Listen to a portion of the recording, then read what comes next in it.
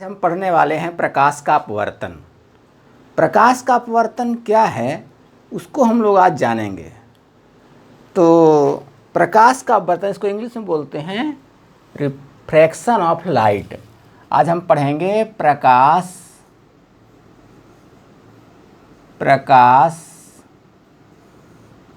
का अपवर्तन।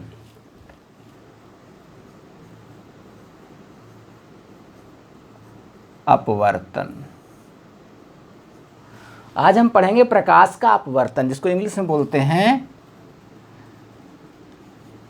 रिफ्रैक्शन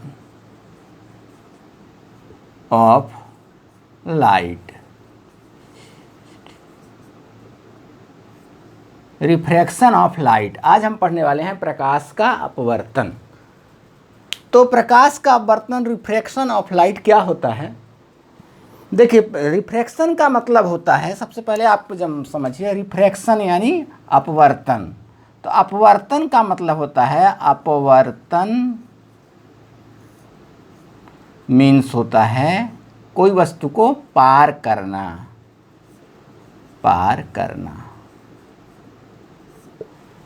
अपवर्तन मीन्स होता है पार करना। रिफ्रैक्शन का मतलब होता है क्रॉस करना, पार करना। तो अब इसमें देखिए, अपवर्तन जो होता है वो ठोस में भी होता है, द्रव में भी होता है और गैस में भी होता है। यानी अपवर्तन के लिए मीडियम होना जरूरी है। मीडियम 3 प्रकार का होता है। जैसे एक बताया आपको, गैस भी होता है, ठोस होता है मीडियम, द्रव होता है और गैस। तीनों मीडियम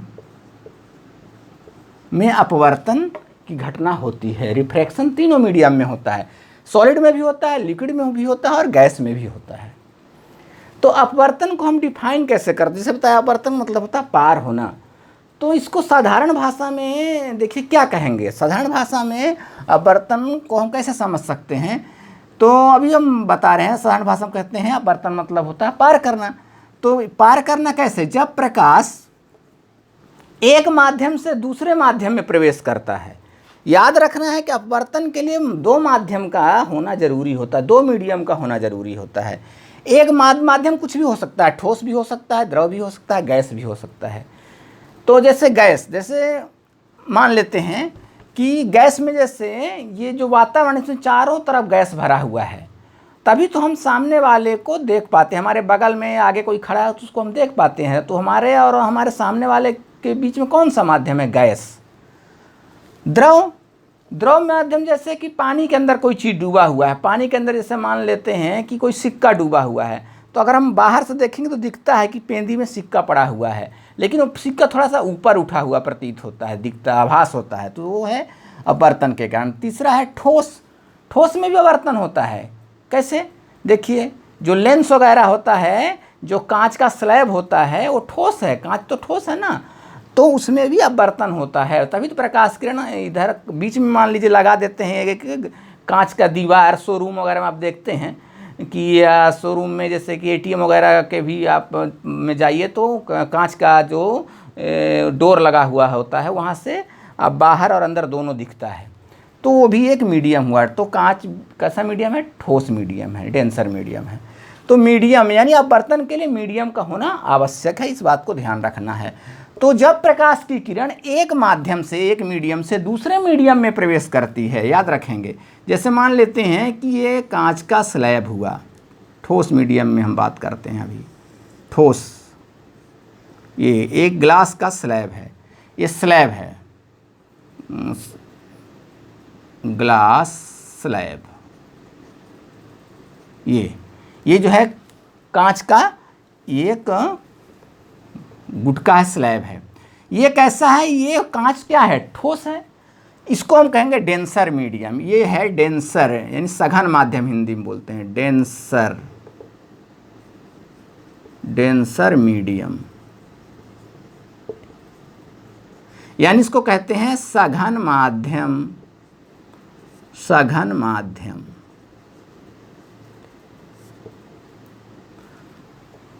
कांच के बाहर चारों तरफ क्या है, वायु है, गैस है, इसको हम क्या कहते हैं, विरल माध्यम। जो वायु है ये कैसा माध्यम है, वायु विरल माध्यम है, यानी रेयरर मीडियम, यानी इसको हम कहते हैं वायु को विरल माध्यम।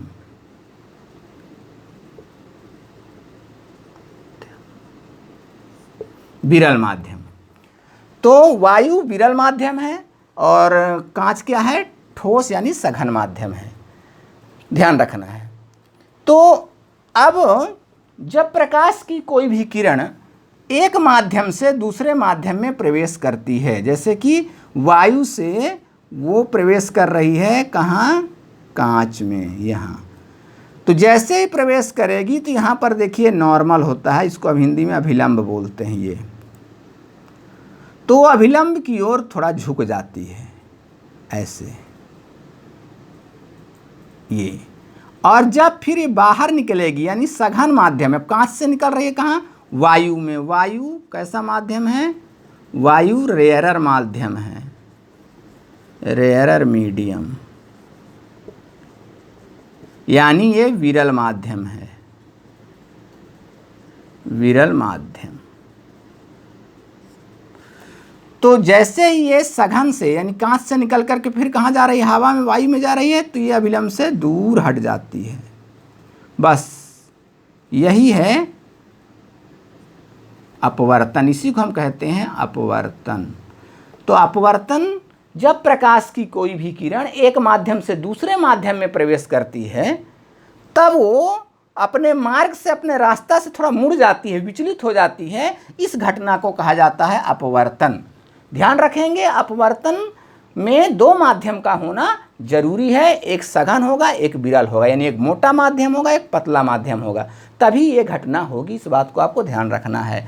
तो जब प्रकाश की किरण एक माध्यम से दूसरे माध्यम में प्रवेश करती है तो अपने मार्ग से थोड़ा विचलित हो जाती है। जैसे बताए कि अगर प्रकाश किरण विरल माध्यम से सघन माध्यम में प्रवेश करती है तो वो अभिलंब की ओर झुकती है, और अगर वो सघन से फिर विरल में जाती है तो अभिलंब से दूर हट जाती है।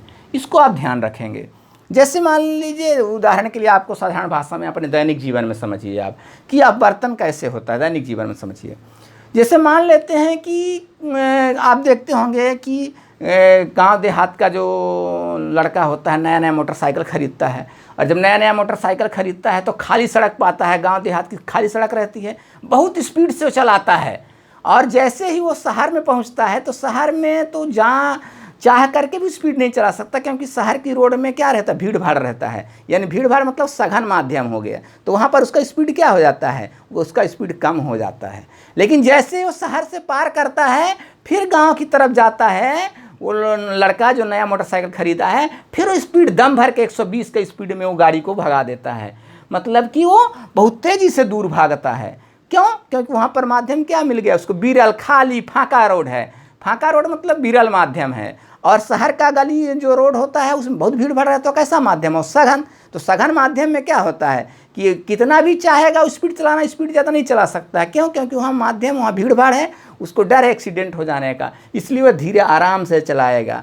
तो इसी तरह के हमारे जो सब्सटेंस होते हैं, पदार्थ होते हैं, चाहे लिक्विड हो, चाहे गैस हो, चाहे सॉलिड हो, उसमें अपवर्तन की घटना होती है मोटरसाइकिल चलाने वाले की ही तरह। जैसे बताए कि खाली सड़क में लोग क्या करते हैं, बहुत तेज़ी से मोटरसाइकिल 120 का स्पीड में चला देते हैं, कोई परवाह नहीं रहे, बहुत तेज़ी से। लेकिन जैसे ही वो शहर में प्रवेश करते हैं, भीड़ भाड़ इलाके में जाते हैं, यानी भीड़ भाड़ इलाका मतलब कैसा, सघन माध्यम समझिए, तब वहाँ जाकर उसका स्पीड ऑटोमेटिक क्या हो जाएगा, कम हो जाएगा, अर्थात वो अभिलंब की ओर झुक गया। और जब फिर वो शहर से बाहर लड़का मोटरसाइकिल लेके निकलता है तो वो क्या करता है, फिर उसका स्पीड 120 में पहुंच जाता है, यानी वो फिर तेज़ी से भागने लगता है, यानी अभिलंब से दूर हट जाता है, वो तेज़ी से भागता है। तो ये आपको समझ में आ गया होगा कि अपवर्तन क्या है। जब प्रकाश किरण एक माध्यम से दूसरे माध्यम में प्रवेश करती है तो अपने मार्ग से थोड़ा वो मुड़ जाती है, विचलित हो जाती है। इस घटना को हम क्या कहते हैं, अपवर्तन कहते हैं। जब विरल माध्यम से सघन माध्यम में जाएगी तो क्या होगा, अभिलंब की ओर झुक जाएगी, और जब सघन से फिर विरल में निकलेगी प्रकाश किरण तब क्या होगा, अभिलंब से दूर हट जाएगी। जैसा भी बताए मोटरसाइकिल वाला उदाहरण। अब देखिए इसमें अपवर्तन का तो आपको डिफिनीशन बता दिया, आपको समझ में आ गया होगा। अब आपको हम बताने जा रहे हैं क्या चीज़, अपवर्तन के नियम। अपवर्तन के दो नियम हैं, इसको ध्यान रखेंगे। अपवर्तन के नियम भी होते हैं। तो अपवर्तन के नियम, अपवर्तन के नियम,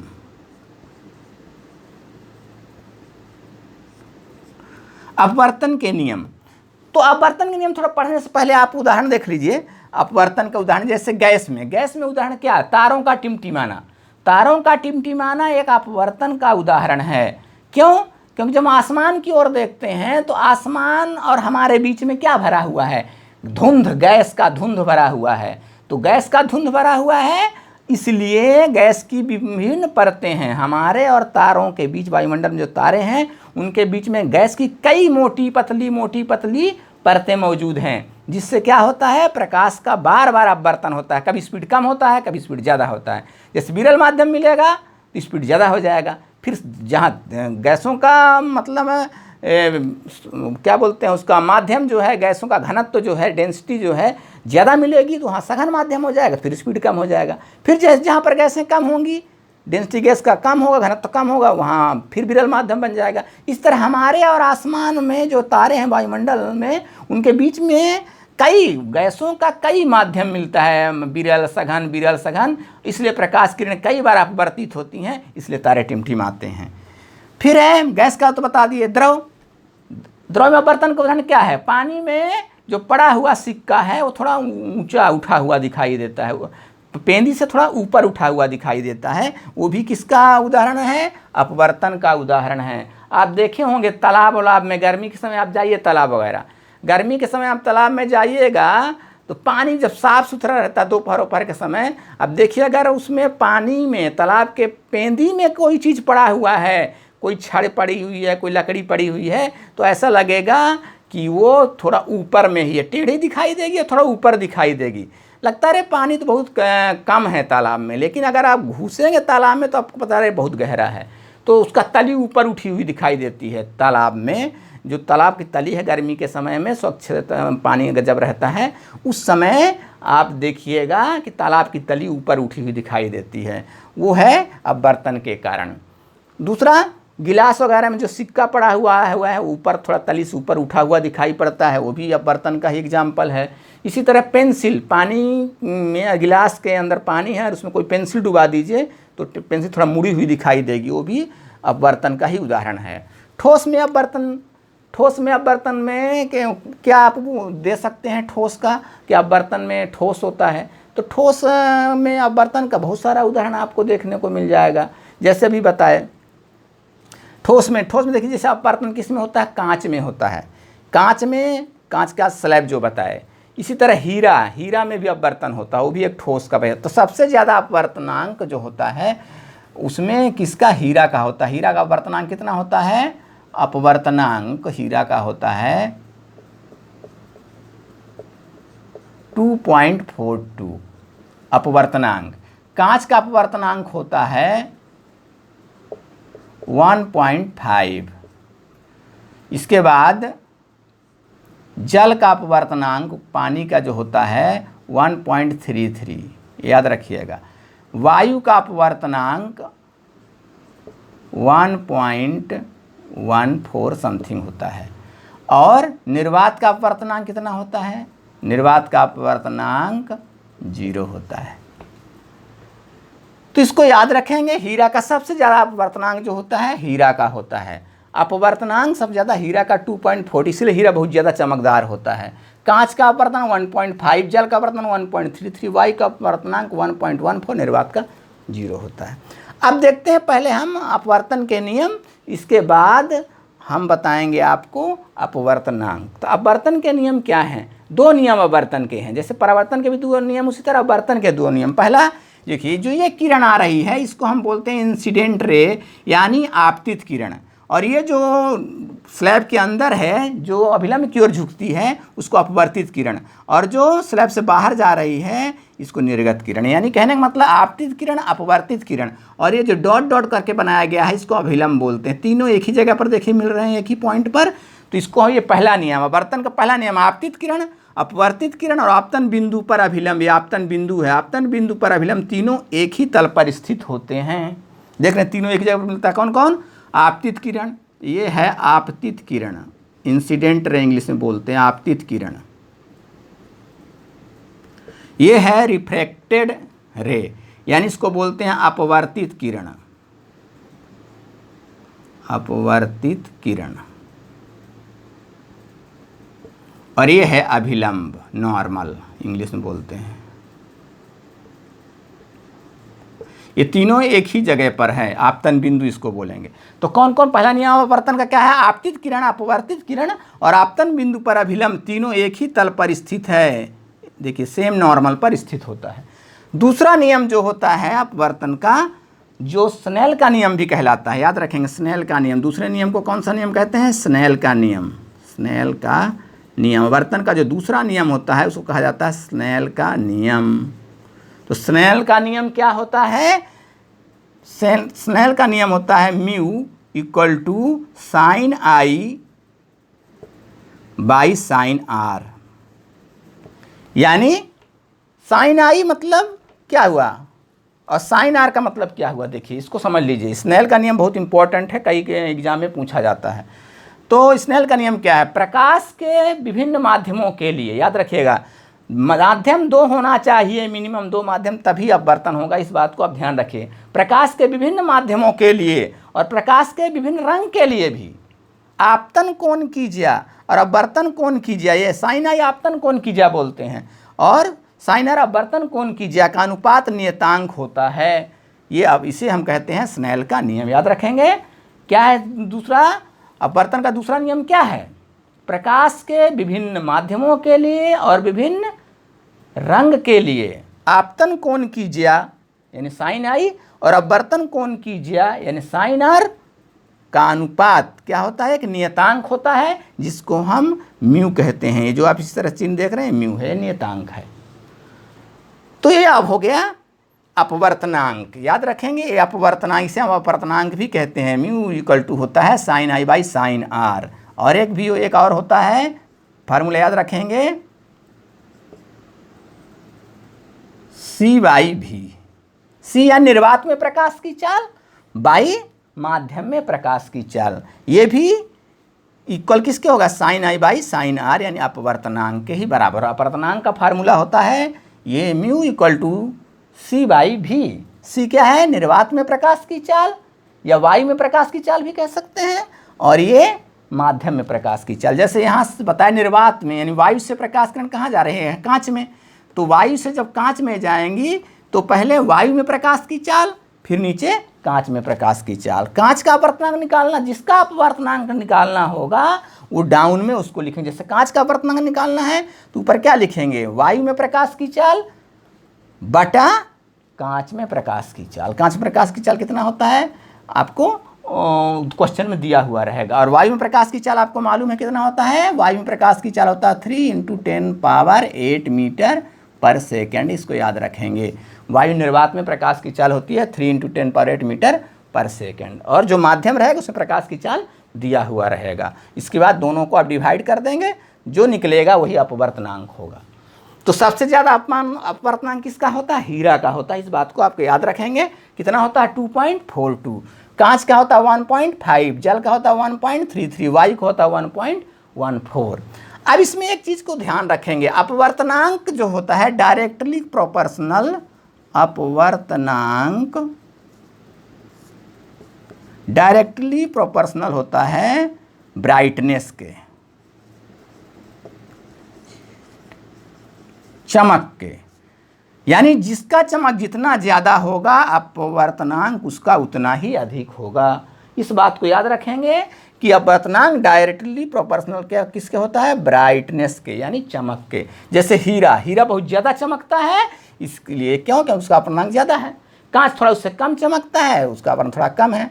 जल थोड़ा कांच से कम चमकता है, जल भी चमकता है लेकिन थोड़ा कांच से कम, इसलिए इसका अपवर्तनांक 1.33 है। वायु भी चमकती है। अब सोचते हैं वायु कहाँ चमकती है, देखिए वायु चमकती है, आपको बता रहे हैं। गर्मी के दिनों में आप देखिएगा रोड वगैरह जो होता है, अलकतरा वाला जो रोड रहता है, तो उस रोड को अगर आप मोटरसाइकिल से जा रहे हैं या कार से भी जा रहे हैं तो आप देखेंगे कि सामने धूप में गर्मी के समय ऐसा लगता है कि पानी भरा हुआ है रोड में, लेकिन जब वहाँ पर आप पहुँचते देखते हैं कोई पानी वानी वहाँ कुछ नहीं रहता है, वो आपको आभास होता है। क्यों आभास होता है? क्योंकि वो वायु वहाँ पर एक माध्यम है जो चमक रहा है, उस है प्रकाश को वहाँ प्रतीत हो रहा है।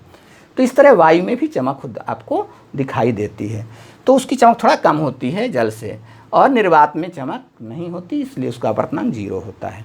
तो इस तरह से आपको अपवर्तन समझ में आ गया होगा, और अपवर्तन के 2 नियम भी समझ में आ गए होंगे। किसका अपवर्तनांक सबसे ज़्यादा होता है ये भी आपको समझ में आ गया होगा।